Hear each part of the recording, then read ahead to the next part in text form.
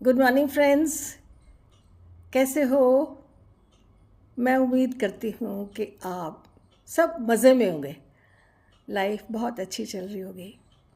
तो दोस्तों, मैंने अपनी पिछली वीडियो में बातें करी थी बीइंग की और बॉडी की, लेकिन आज हम बात करेंगे कॉन्शियसनेस की, इमोशंस की और अटेंशन की। दोस्तों, हम अपनी इनर बॉडी से अगर हर वक्त कनेक्टेड रहे, ज़्यादा से ज़्यादा अपनी कॉन्शियसनेस को अपनी इनर बॉडी में भेजते रहे, दैट आई एम, इस बात को याद करते रहे, तो आपकी जो फ्रीक्वेंसी है वो बढ़ेगी। और जितना बॉडी में पॉजिटिव एनर्जी जाएगी तो नेगेटिविटी जाने का सवाल ही नहीं पैदा होता, प्रवेश ही नहीं कर सकती। और ज़्यादा से ज़्यादा अगर हम इस बात की प्रैक्टिस करें तो उतना आप प्रेजेंट मोमेंट में रहोगे।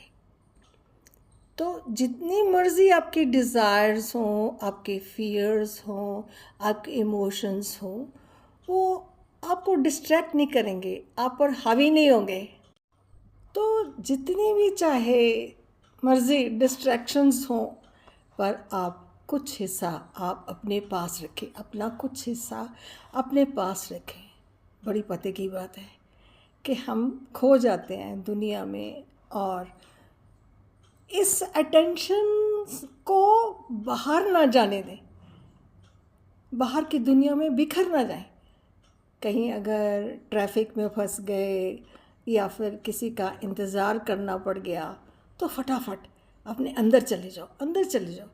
तो आपकी कॉन्शियसनेस इन्हीं पलों से उभर कर आएगी। Just imagine.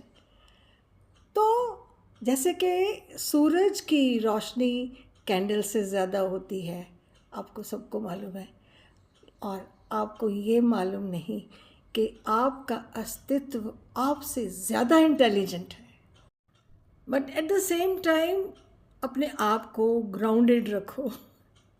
ग्राउंडेड का मतलब कि कहीं ऊंची ऊंची उड़ानें मत भरनी शुरू कर दो कि मैं तो ये हूँ, मैं तो वो हूँ। तो अपनी बस अटेंशन में रहो, be attentive all the time. अक्सर इसका ज़िक्र करते हैं कि सोचो, अटेंशन दो, ध्यान दो। सोचने का मतलब केवल बातों को ऑब्ज़र्व करो, उनमें फंसो मत, और उसकी पहचान करो कि ये गुस्से का इमोशन है या फियर का इमोशन है या दुख का इमोशन है। तो इन बातों का आपने ध्यान रखना है, ऑब्ज़र्व करना है सिर्फ। अटेंशन एक बीम ऑफ लाइट की तरह होती है। तो दोस्तों, मैं आपको एक और बड़ी इम्पॉर्टेंट, बड़ी पते की बात बताती हूँ कि जो हमारे इमोशंस होते हैं वो थोड़ी देर के लिए आते हैं, और पर अगर हम उनके ऊपर अटेंशन दें, ध्यान रखें, तो हमें ये अटेंशन बताता है कि गुस्से को, डर को हमने अभी तक पकड़ के रखा हुआ है कि छोड़ दिया। इस बात का हमें अटेंशन से पता चलता है।